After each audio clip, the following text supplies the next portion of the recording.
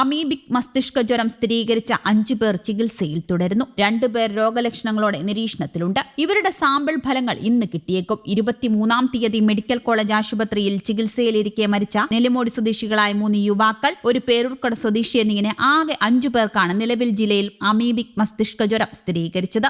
4 പേരും medical college ആശുപത്രിയിൽ ചികിത്സയിലാണ്. നെല്ലിമോടി സ്വദേശികൾക്ക് രോഗം ബാധിച്ചത് കാവിൻകുളത്തിൽ നിന്നാണെന്നാണ് നിഗമനം. എന്നാൽ പേരൂർക്കട സ്വദേശിക്ക് രോഗം പിടിപെട്ടത് എവിടെ നിന്ന് എന്ന കാര്യത്തിൽ വ്യക്തതയായിട്ടില്ല. നെയ്യാറ്റിൻകര നെല്ലിമൂടിൽ 39 പേർ നിരീക്ഷണത്തിലാണെന്നാണ് ആരോഗ്യ വകുപ്പ് നൽകുന്ന വിവരം. കെട്ടിക്കിടക്കുന്ന വെള്ളത്തിൽ കാണപ്പെടുന്ന ബ്രെയിൻ ഈറ്റർ എന്ന പേരിൽ അറിയപ്പെടുന്ന അമീബ മനുഷ്യരുടെ മൂക്കിലെ നേർത്ത തൊലിയിലൂടെ ശരീരത്തിൽ പ്രവേശിക്കുകയും തലച്ചോറിനെ ഗുരുതരമായി ബാധിക്കുന്ന മസ്തിഷ്ക ജ്വരം ഉണ്ടാക്കുകയും ചെയ്യുന്ന അവസ്ഥയാണ് അമീബിക് മസ്തിഷ്ക ജ്വരം. കേന്ദ്ര നാഡീവ്യൂഹത്തെ നേരിട്ട് ബാധിക്കുന്ന അത്യന്തം മാരകമായ അവസ്ഥയാണിത്. 10,000-ൽ ഒരാൾക്ക് പിടിപെടുന്ന അത്യപൂർവ രോഗം. ഇത് ബാധിക്കുമ്പോൾ തലച്ചോറിൽ വീക്കമുണ്ടാകുകയും കോശങ്ങൾ നശിക്കുകയും ചെയ്യും. രോഗാണുബാധയുണ്ടായി 1 മുതൽ 9 ദിവസങ്ങൾക്കുള്ളിലാണ് രോഗലക്ഷണങ്ങൾ ഉണ്ടാകുന്നത്. തീവ്രമായ തലവേദന, പനി, ഓക്കാനം, ഛർദി, കഴുത്ത് തിരിക്കാൻ ബുദ്ധിമുട്ട് തുടങ്ങിയ ലക്ഷണങ്ങളാണ് ആദ്യം ഉണ്ടാവുക. എന്നാൽ സാധാരണ പനി എന്ന നിലയിലാണ് പലരും ഇതിന് ചികിത്സ തേടുക. രോഗം ഗുരുതരമാകുമ്പോൾ തലച്ചോറിൽ അണുബാധ കൂടുതലാകും. തുടർന്ന് അപസ്മാരം, ഓർമ്മ നഷ്ടമാകൽ, ബോധക്ഷയം തുടങ്ങിയവ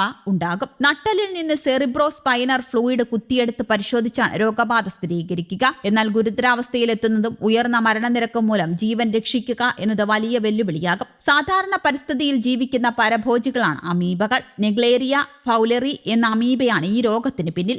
ആഴം കുറഞ്ഞ ഉഷ്ണശുദ്ധ ജലാശയങ്ങളിൽ കാണപ്പെടുന്ന അമീബയാണ് നെഗ്ലേറിയ ഫൗലറി. തടാകങ്ങൾ, പുഴകൾ, നീരുറവകൾ, അരുവികൾ തുടങ്ങിയിടത്തെല്ലാം ഈ അമീബയുടെ സാന്നിധ്യം കാണാം. മലിനമായോ ജലാശയങ്ങൾ കുളിക്കുന്നതിലൂടെയും ആ വെള്ളം മുഖം കഴുകുമ്പോഴോ മറ്റോ മൂക്കിലൂടെ കയറിയാലും രോഗം ബാധിക്കും. എന്നാൽ ഈ വെള്ളം കുടിച്ചാൽ അമീബ ഉള്ളിലെത്തില്ല. മനുഷ്യരിൽ നിന്ന് മനുഷ്യരിലേക്ക് പടരുകയുമില്ല. നെഗ്ലേറിയ ഫൗലറി ബാധയ്ക്ക് ഉയർന്ന മരണനിരക്കുണ്ടെങ്കിലും അതിന്റെ അണുബാധ നിരക്ക് വളരെ കുറവാണ്. വളരെ കുറഞ്ഞ നിലയിൽ മാത്രമേ ഈ രോഗം കാണപ്പെടാറുള്ളൂ. 1965-ൽ ഓസ്ട്രേലിയയിലാണ് നെഗ്ലേറിയ ഫൗലറി ആദ്യമായി കണ്ടെത്തിയത്. ഇന്ത്യ ഉൾപ്പെടെയുള്ള വിവിധ ലോകരാജ്യങ്ങളിൽ ഈ അമീബയുടെ സാന്നിധ്യം പിന്നീട് സ്ഥിരീകരിച്ചിട്ടുമുണ്ട്. 2015 വരെയുള്ള കണക്കുകൾ പരിശോധിക്കുമ്പോൾ ഇന്ത്യയിലാകെ 16 പേർക്ക് മാത്രമാണ് ഈ രോഗം സ്ഥിരീകരിച്ചിട്ടുള്ളത്. 2021 വരെയുള്ള കണക്കുകൾ പ്രകാരം ലോകത്താകെ 154 പേർക്കാണ് ഈ രോഗം സ്ഥിരീകരിച്ചിട്ടുള്ളത്. ഇതിൽ 150 പേർ മരിക്കുകയും 4 പേർ രക്ഷപ്പെടുകയും ചെയ്തു. എന്നാൽ ദക്ഷയെ ബാധിച്ചത് വെർമവീബ വെർമിഫോറസ് എന്ന അമീബയാണ്. അമീബ ശരീരത്തിൽ എത്തിക്കഴിഞ്ഞ് ഏകദേശം 2 ആഴ്ചയ്ക്കുള്ളിലാണ് ലക്ഷണങ്ങൾ പ്രകടമായി തുടങ്ങുക.